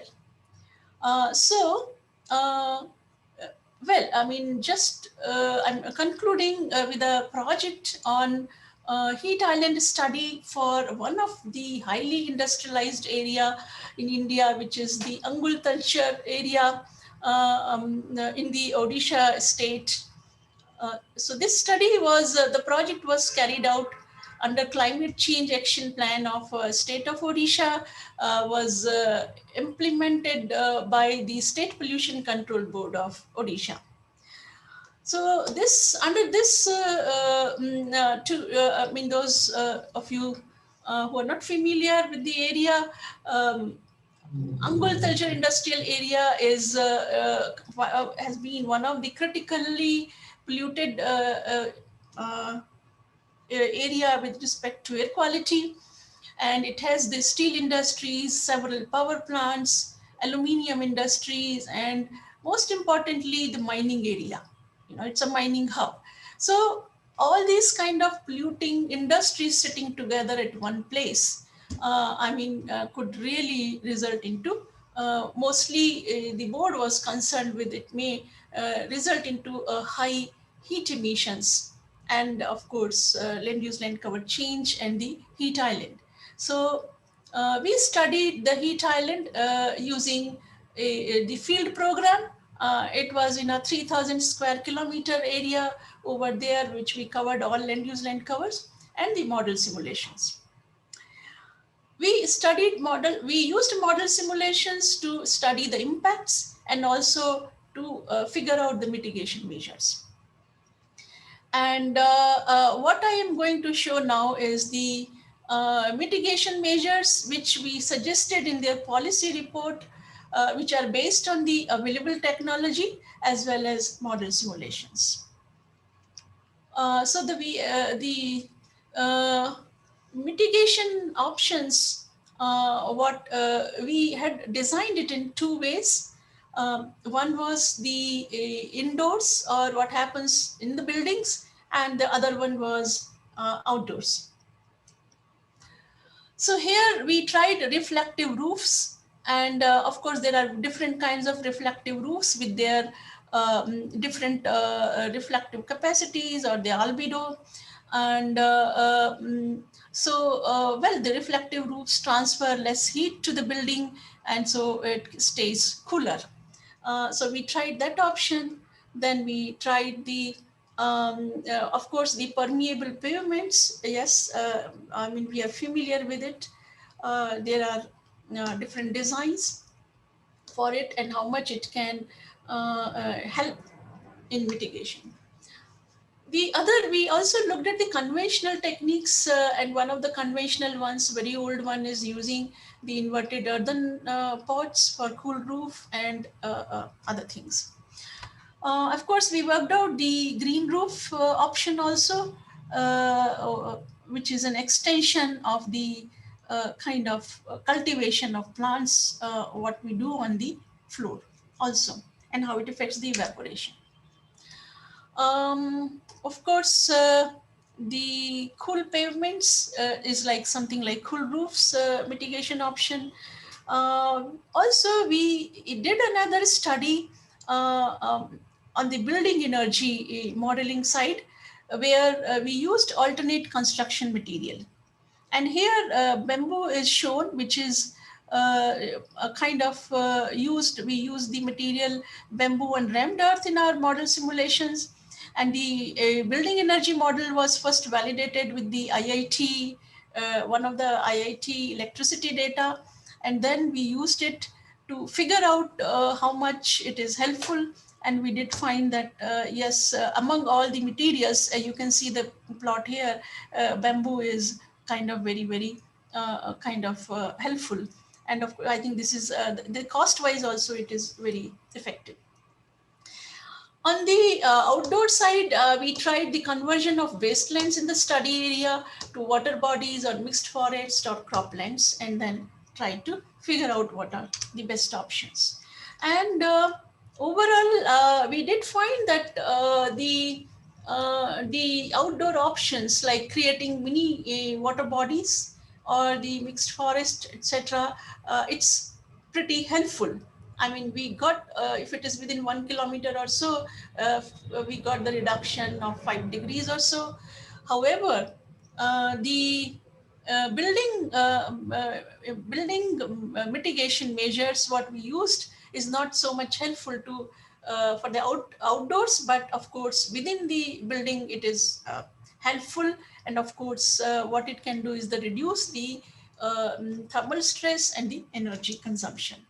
I think giving this idea in the nutshell, finally coming back to the green spaces and how it improves the air quality. I mean, not only the thermal stress, but there are various kinds of plants now. People are familiar and how they can absorb various air pollutants. What we know traditionally, yes, the plants can absorb the particulate matter or the dust, but there are various toxic gases that these plants can also absorb. I mean, of course, some of the plants do emit toxics, especially the pine species, but they can absorb, and of course, one can use it indoors or outdoors. And of course, everybody is familiar with the kind of a terrace garden, wall gardens, and so on. I would like to conclude with saying that green spaces, along with other mitigation options in urban areas, shall be judiciously implemented with thorough scrutiny of the options, because each city is different. It has its a different ecosystem. And now, since we have the quantification of the impacts, we must design it with more scientific tools.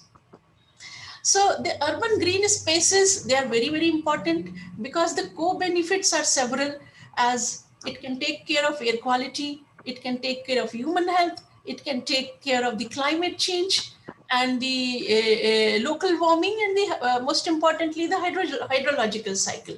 So therefore, it's really strongly recommended that at community level, people should come together and think of various awareness programs as well as the implementation of available technology. I think with this background and idea, I would thank you for your kind attention. Once again, thank you everyone for patient listening, and thank you IIT Delhi Alumni Association. Thank you so much, Professor Manju Mohan. Wonderful presentation. I'm sure things are very much clear to everyone. Thank you so much, ma'am.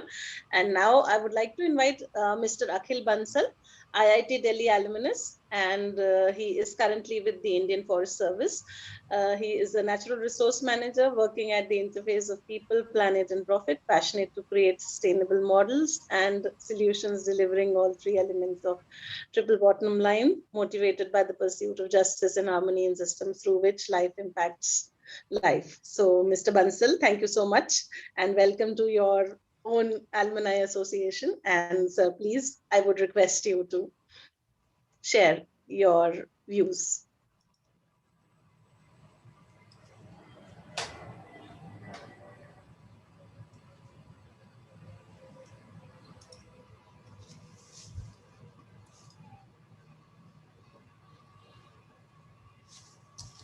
You are on mute, Mr. Bansal. Sorry, ma'am. Sorry. Yeah. So a very good afternoon to all my seniors. I passed out from IIT Delhi in 2012, and then I joined the Indian Forest Service in 2016. I'm especially thankful to ma'am, Gitanjali ma'am, for giving me the opportunity to share my perspective with all the eminent personalities and my seniors who have created the brand for IIT. So coming to the topic of urban green spaces and air quality, I'll first share a bit about my experiences, what I've seen before joining the services, and what we people are doing on the ground, and what can be done about the green spaces. Whether is it feasible for the green spaces to exist in the city amid the Indian context, and how they can exist. So when I joined IIT Delhi in 2007, I still remember the first day.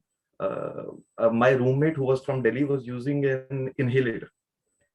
So that was very surprising from me, coming from a small town in Punjab. I had never.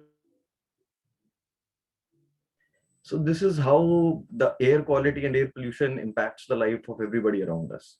So if a 17 or 18-year-old guy is using inhalators, I can only imagine what is the situation of other people. And then in my service, traveling all of various cities and various rural communities, I got multiple examples of how pollution, climate change is impacting lives of everybody. For example, when I was in Chhatarpur, it was my first trainee posting. So I could clearly, everybody could clearly sense a pattern that the rainfall change has induced forced migration out of Chhatarpur of labor. Now, people who were having 2 hectares, 5 hectares, and earlier were now working as laborers in Delhi, Ahmedabad, Surat, and all those places. So climate change or air pollution or greening, the lack of greening in the earth has definitely impacted millions, billions of life, which are beyond even the quantifiable numbers. So on the topic of what we are doing, what the government is doing on the ground. So last year, the year I joined as DFO here in Chhindwara district of Madhya Pradesh in June 2020. So from that time on, my team planted 14 lakhs of plants on the ground, the survival rate of which is beyond 95%. And this is only one small area of India, one district of India. So you can imagine cumulatively in 626 districts, what can be the numbers? It's beyond, it's in multiple crores, beyond 10 crores of the plants being planted. And if the survival rate is 80%, so you can expect it to be 8 crores of surviving carbon stock. Then, especially for the urban areas, the government has started this scheme of Nagar Vans, urban forest scheme. So I have myself selected a site in Chhindwara for 50 hectares, where we'll create an urban forest for the people. Such forests already exist in places like Chandigarh, and then there are 200 total places in India which need to be covered under the scheme. Then on the air quality, the government has already started the National Clean Air Program. Suffer app is there, Sameer is there. So there are multiple initiatives taken by the government to tackle air pollution and the greening of the urban areas. But now I'll delve more into the whys of the things rather than the facts. So given the Indian context, even after all these interventions, even after so much of plantations, creation of forest areas increase, why have we not witnessed a dramatic decline in the urban air pollution of India? Delhi has definitely reported an improvement. So in 2018, there was PM 2.5, approximately 8 to 10% lesser than the 2016 levels. The PM 10 was approximately 15 to 16% less. But there are structural issues, I believe. We all know them. India's urban areas are heavily populated. We are having countries in spaces that resemble cities. For example, the population of Australia is approximately similar to Delhi or Bombay. Now, this creates a big problem for us people. Like Helsinki has a forest area of 40%, open green spaces in Helsinki city. But Bombay only has an open space of 1.24%. This is abysmal. And we cannot expect much better when we have 2 crore or 1.5 crore of people living in such small places of India. So what can we do? What can we do with the present challenges? So with my little knowledge and opinion, I can jot down certain things which can be done to at least mitigate the situation, if not fully tackle it. First is the urban transportation. All of you must have seen the COVID time, the last year's lockdowns. So the PM 2.5 level declined by 50% during the lockdown phase in Delhi. And PM 10, the reduction was even more dramatic. It was 60 to 70% reduction. Of our industrial areas and our vehicles, we can see how much of pollution suddenly drops. Now, for this, I believe we should migrate more towards CNG in the short run and then towards the electric vehicles in the long run. Elon Musk is already cheering about making the whole of the earth electric vehicle wise. So I think India should catch the bandwagon. We have already started a mission on electric vehicles, and government is going a step further with the National Hydrogen Mission. So it's still at the basic stage, but yes, in the next 10 to 15 years, if we can catch up, that will be a big contribution to our urban areas. Secondly, the urban housing structures. So Delhi has seen an increase of 100 square kilometer in the last decade in the cover up area, the area covered up, built up area. In this situation, when the built up area is increasing, how can we find urban green spaces? That is the challenge. So I believe, first of all, we should prioritize the areas which need to be green, which are very important for the city's health. For example, the Bangalore's lakes areas. Many of the Bangalore's lake areas have harbor societies nowadays, built up societies. That is very detrimental to the hydrology of the city, as also the ecosystem that upon which Bangalore's foundations are laid. It is only a matter of time before we see a heavy torrential rain and then a Chennai-like floods in Bangalore. So that can happen since we have already blocked all the drainage systems of Bangalore. So such areas, lakes, uphills of Delhi, for example, there are certain Aravali hillocks in Delhi, which have seen built up areas. These are areas that need to be carved out for greening of the city. There should not be any kind of built up areas on such spaces. Then on the micro scale, we can learn a bit from other cities around the world which are heavily populated. For example, Chandigarh has a policy of leaving open areas in the house. You can only cover a certain percentage of the area, and then the rest of the space you have to keep open. If it's a house beyond a certain marlas, beyond a certain capacity of land. So such things need to be implemented, although it's easier said than done, but definitely we can start mandating such codes for the new buildings, if not for the older ones, which we cannot demolish. So, for example, if we take the example of Delhi, now it's a cramped space. Bombay, the similar situation. But the way Delhi is expanding, all of us have seen new societies getting developed up till Kundli and beyond, when we go from the Delhi to Chandigarh route. So, for new areas that are built up, the suburbs of NCR, the suburbs of Delhi, which get included in the NCR, there is still spaces available which the government can aptly mandate to be used as open spaces. Such spaces mandatorily need to have the star ratings, the green infrastructure ratings, and that's how we can slowly green our infrastructure. Along with the green spaces, it's important to green our infrastructure. The buildings that we are doing right now and the retrofitting that we have to do in the old buildings have to take care of the low carbon thing in mind. And nowadays technologies are there, although they are expensive, but yes, they need to be incorporated slowly and to make, they should be made scalable. Economically also, they should be made scalable with more R&D, more Indian things into the network, rather than importing things from outside. So thirdly, we can create a network of open spaces when as the city is expanding. We cannot do much about the old cities in most of India. They can only be tackled by artificial solutions like emission control devices or such things. But the new areas that are getting urbanized, they can have mandated open green spaces plus earmarking of areas for public. For example, the way Chandigarh was built in the early 1950s and 60s, it had mandated certain areas that are for public use, that are green areas.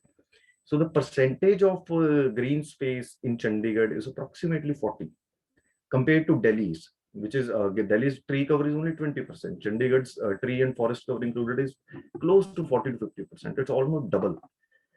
So the new cities which are getting developed, and obviously they will get developed as more of India gets urbanized in the near term.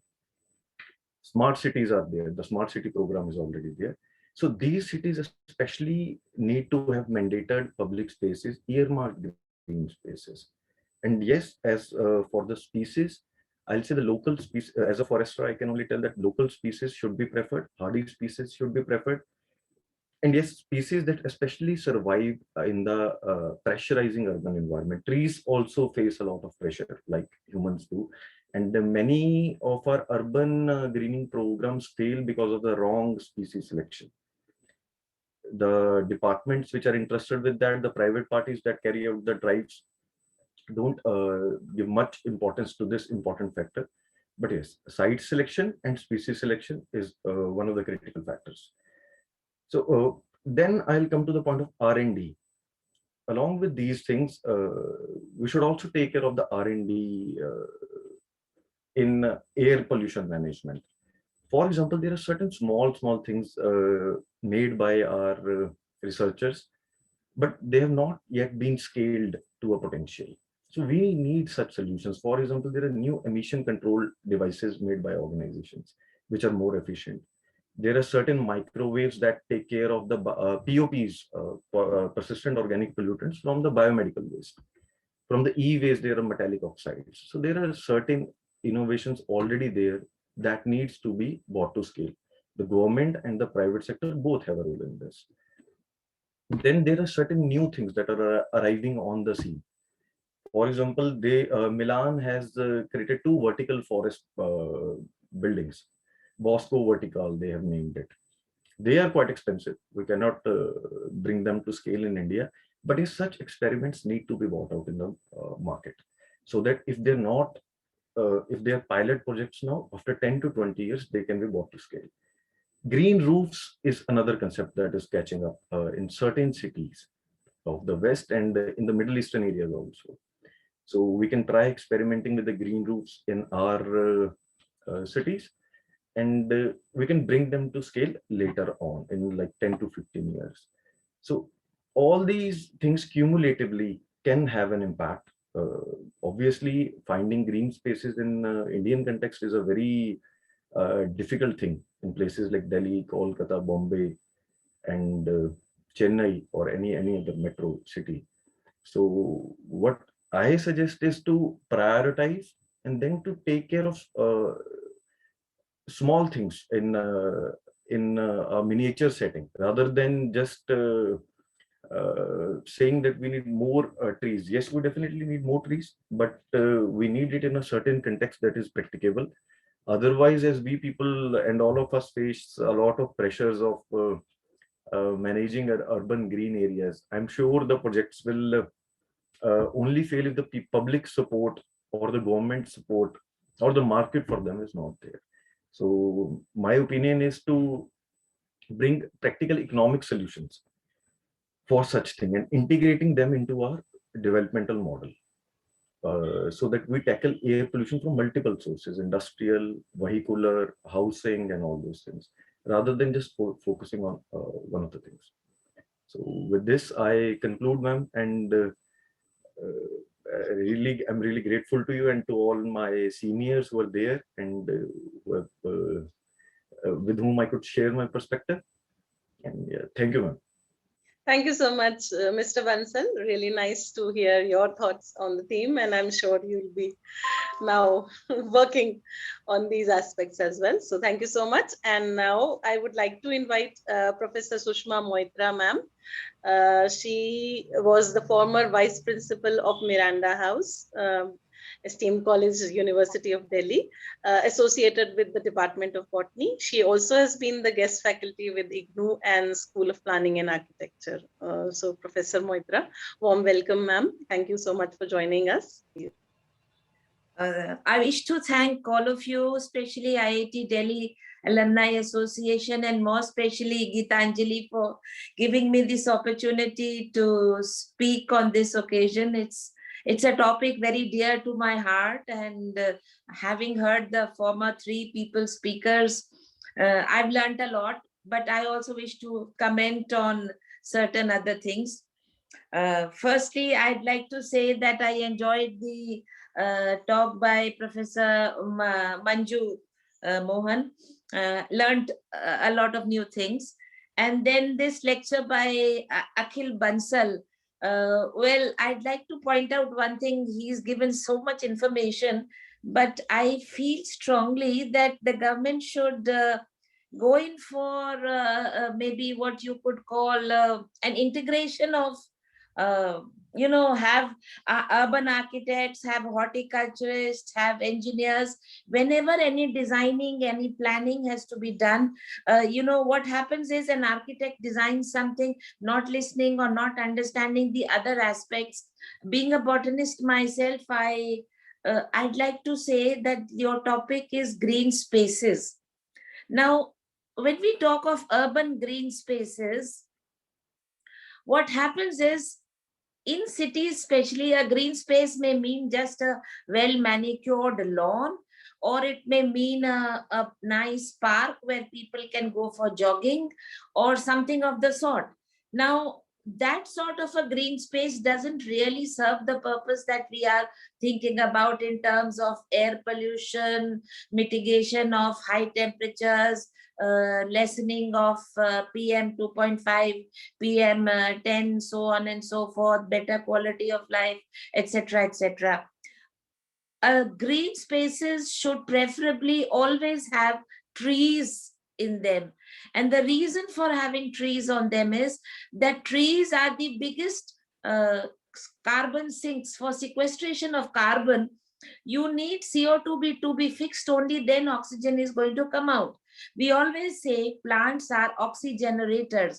Now a plant is going to be an oxygenator only when it takes in CO2. And the more the biomass, the more the surface area of the plant, the greater would be the amount of CO2 fixed, and the greater the amount of oxygen generated. So please, from the point of view of all planners, all landscape architects, so on and so forth, I'd like to say, please think of green spaces also having a large number of trees. Merely having a well manicured lawn or a park is not too good an idea. It's nice for the habitation, but it's from the point of view of serving a ecological purpose, maybe it doesn't fulfill all the purposes. Then as Akhil very clearly said, that going for local species, I'm also a strong supporter of that viewpoint. Local species are far better adapted to surviving without much maintenance costs in a particular situation than as compared to all those nice looking palm trees and so on and so forth, and what the American publishers say, put this plant, put that plant, the snake plant, the sansevieria plant. All those plants are good as far as indoor pollution is concerned. They are no good as far as outdoor pollution is concerned. And we, especially in North India, have a big problem of outdoor pollution. Of course, we do have indoor pollution also coming in. Then another point as far as Delhi is concerned, and which I have seen over the years, we have a lot of trees in New Delhi per se, the NDMC area. But the rest of Delhi, where are the trees? Trees along roads are a very important aspect of urban greens. If you have compulsorily that whenever a road is made, trees have to be planted, then things might improve in the future. But planting of trees does not necessarily mean that you just put a seedling or a sapling or a 1 foot or a 2 foot plant and forget about it. Say this, jis din forest day tha, we planted so many thousand trees, and then that's the end of the story. By next year, nothing is there, only a tree guard is standing there and nothing else remains. So planting should be followed by monitoring, mentoring, maintenance. That M is important. Then another thing which the speakers have been mentioning are the wall gardens and the roof gardens. They look very nice. They serve a very good purpose. But as far as conditions in Northern India are concerned, I'm more specifically talking about Northern India and of course parts of other parts of India as well. Only in places where the climate is very equitable throughout the year, not too hot, not too cold, things survive. But in a place like Delhi and other areas where there is extremes of summer and winter, the extremes of summer and winter mean that the plant has to be in a way very, very stubborn to be able to survive. And a stubborn plant can survive only if it is hardy, if it is local, and it doesn't need much maintenance. A roof garden is going to need a lot of maintenance. A wall garden is going to need a lot of maintenance. So our first priority should be maybe roadside plantations, maybe planting of trees in gardens, in parks, in open spaces, so on and so forth. Another thing which needs a lot of plantation is your compensatory planting, which takes place. Compensatory planting, especially in the case where when the metro is being built and so many trees are cut down and new trees have to be put in. Unfortunately, what happens, 100-year-old neem tree or a peepal tree is cut down, and what comes in its place is a small little 8-foot, 10-foot tall champaka ped. Now that champaka ped, Plumeria rubra, Plumeria glabra, is not the compensating tree as far as a big tree is concerned. So the trees are very, very important. Green spaces should be accompanied by green trees, and those trees should be local trees, local species, preferably. If you have something from outside, make sure to look after it, that it stays, it survives, it grows. Maintenance of the older trees is also important. We do have a lot of trees, but half of them are either termite ridden or they are falling over. There's no point in having trees and say for the sake of numbers, yes, we have them. So I'm talking from personal experience, since I'm guest faculty at the School of Planning and Architecture, and I teach students of the Masters of Landscape Architecture. Believe me, they all have done architecture. Some of them have worked, some of them have come straight away. They will soon go out into the world and be, landscape architects and be designing all these spaces. But to instill in them the concept of a green space, the importance of what goes there and what doesn't go there is extremely, extremely important. So, as a botanist, I have learned a lot from these previous lectures, but I again want to put forth my point. Green spaces, very important, urban spaces. The government has to go in for all this. Make a highway, you have to have a green space, a green belt along the road. No habitation should be there along the expressways. So if it is done by law, if it does by rule, then things will be all right. So thank you so much for giving a patient hearing to me. Thank you once again. Thank you so much, Professor Moitra. Very harsh, but very, very clear. And the basics coming from a botanist. Thank you so much, ma'am. Thank you. Now I would like to invite Mr. Sachin Panwar, founder chairman, Your Own Green Area. He is a biotech and MBA graduate, credited to found India's first IAQ management company. He has had consulting projects with CCB at Delhi High Court, PMO, and the Parliament House, worked with Nestle and Breathe Easy.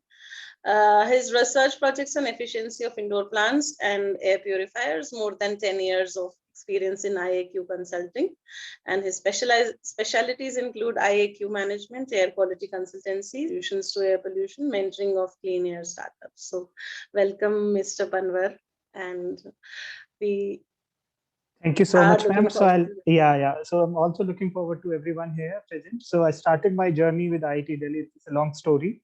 So, but I think we have limited time today, so I'll just cut it short and come to the points directly. It was indeed, it's such a pleasure to listen to everybody here. They're so well informed. This was a big pain. I'm being a consultant, going and reaching out to the people and talking to them about science is so difficult these days. So as you know, the Bansal sir, who rightly pointed out about the indigenous varieties and the landscape planning and the other things, basically. Also, Professor Mohan, she was to the point, precisely. She was explaining the land use planning and the other aspects of it. So we have forgotten with this urbanization, we are forgetting everything. So we have started considering, those manicured lawns that, as my ma'am rightly put it into the words, basically, as I like green spaces. So, first of all, I'd like to just, count some of the things which are saving us from this air pollution, because the topic was related to air pollution. So I would like to, this is like, I'm also involved in some of the projects at Aravalli. There are some NGOs which are working on there. And the biggest fight is to save Aravalli. And, so they are the natural barrier. We have built a big peripheral there outside, just close to the Aravallis. And it was to save Delhi from the air pollution, right? That was pollution mitigation plan.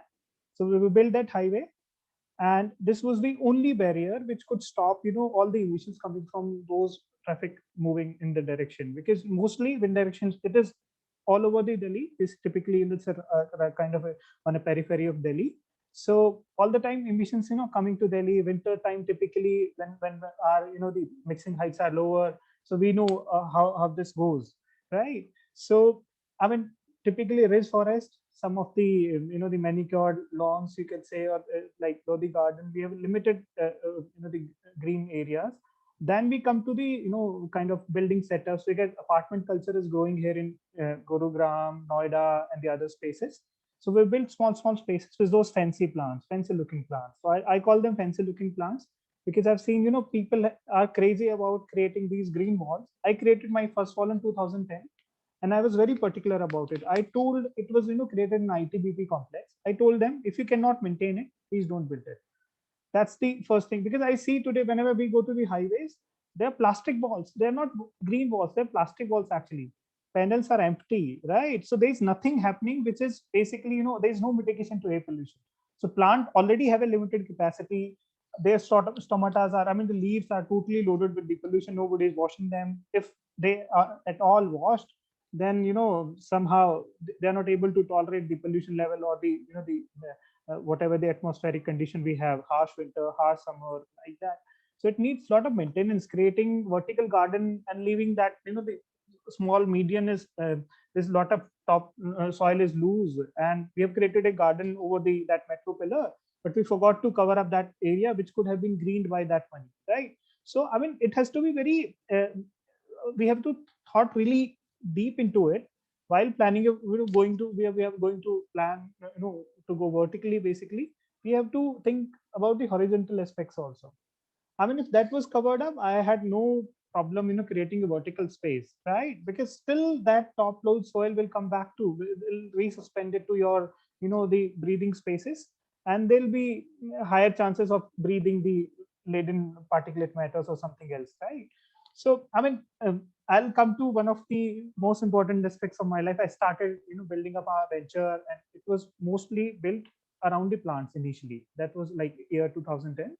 And I was also crazy about that NASA research, and then we read about it, and they said like, this is a study done in Indore. So likewise, Professor Khare, he asked us to do some studies, and we started doing it there in the campus only and at some of our places. So, what we found out, so, I mean, it was a big goof off, so the plants which were, people were claiming, still there are videos circulating in media, and they claim indoor plants can take care of your PM 2.5 in indoor, right?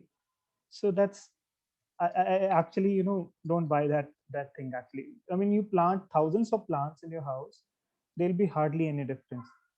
We cannot, the amount of sources we have in indoor, it is tremendous. I mean, your kitchen is the biggest source always, or most of the buildings are negatively pressurized, so outdoor air is always leaking. You have like frequent movements, so just being cross ventilated all the time.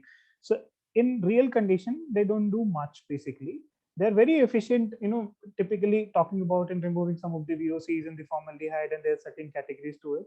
But in the name of air purifying plants and the oxygen generating plants, first of all, nurseries walas have created a separate section in their nursery, and they call oxygen wala plant. So I go and talk to them, said, "Kaun sa plant oxygen nahi deta, uske bare mein bataiye aap," because I just go to the other section and say ki ye oxygen nahi deta hai, jaise ki ye zyada deta hai. Then I got it, theek hai, chalte hain.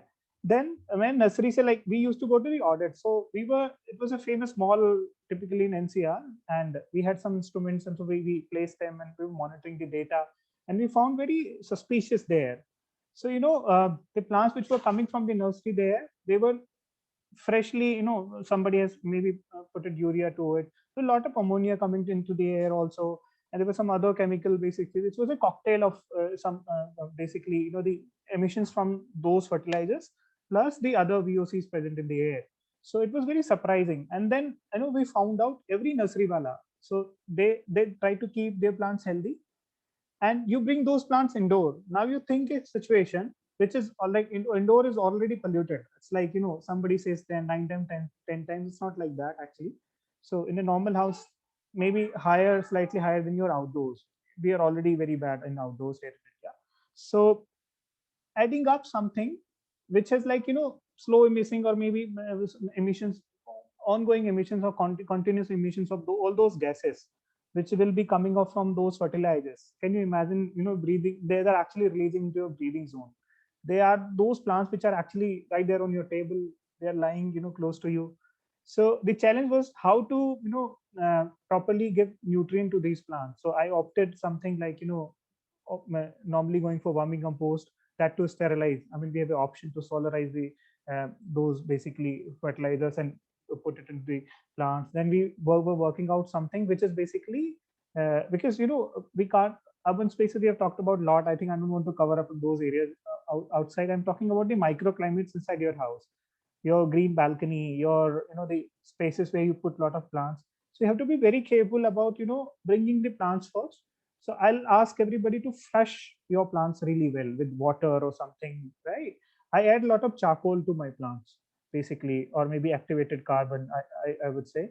So that helped me, it's actually, make your soil mixture very porous. And it is actually, kind of an ongoing filtration. Basically, it actually increases the efficacy of those plants. We have seen it many times. Also, I experimented with TiO2, titanium oxide. So, hello. So I experimented with this basically, the titanium oxide on the pots. So that was also helping us, increasing the efficiency. I'm yet to publish my paper on that.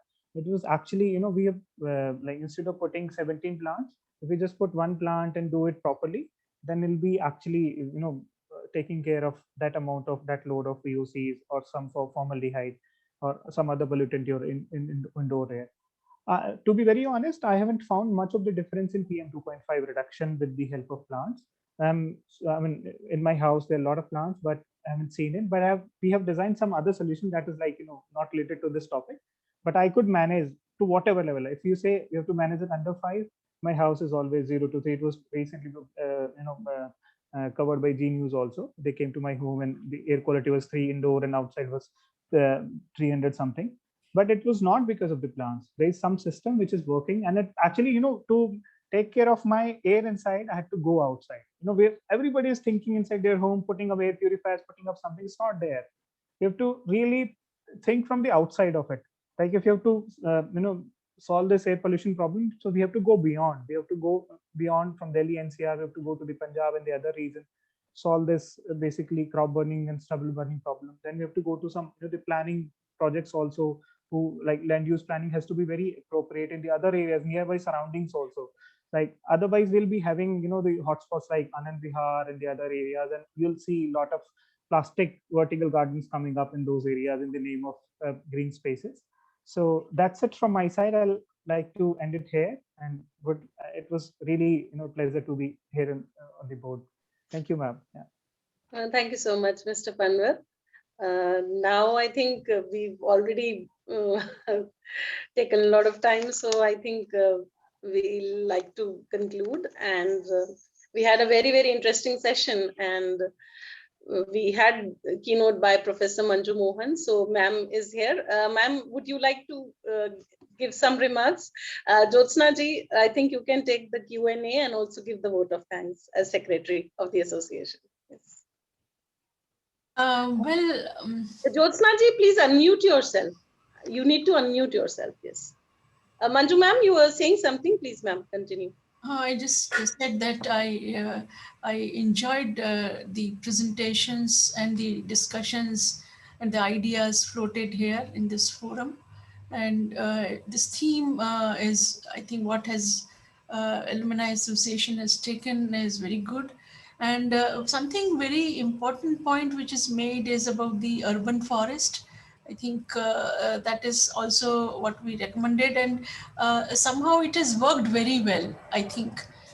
So there are some living examples in some of the Indian cities, which is, I think, very encouraging.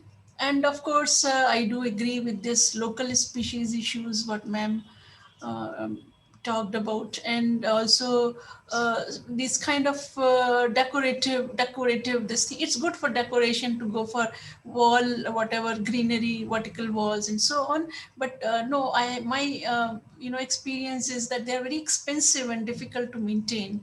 So it comes with a very heavy price. But what is getting popular, and I think I do see it successful, is hydroponic kind of stuff to grow vegetables at home and so on. I think that's it doesn't add to greenery as such much, but of course, yeah, one can grow a lot of small vegetables, and that's also a successful kind of an experiment. So these two, like going outdoors for urban forest and indoors for such new technology, I think that's something. So we are moving with technology, and definitely we should our development should keep pace with the technology, or technology should, or vice versa. So with this note, thank you very much once again. Yeah.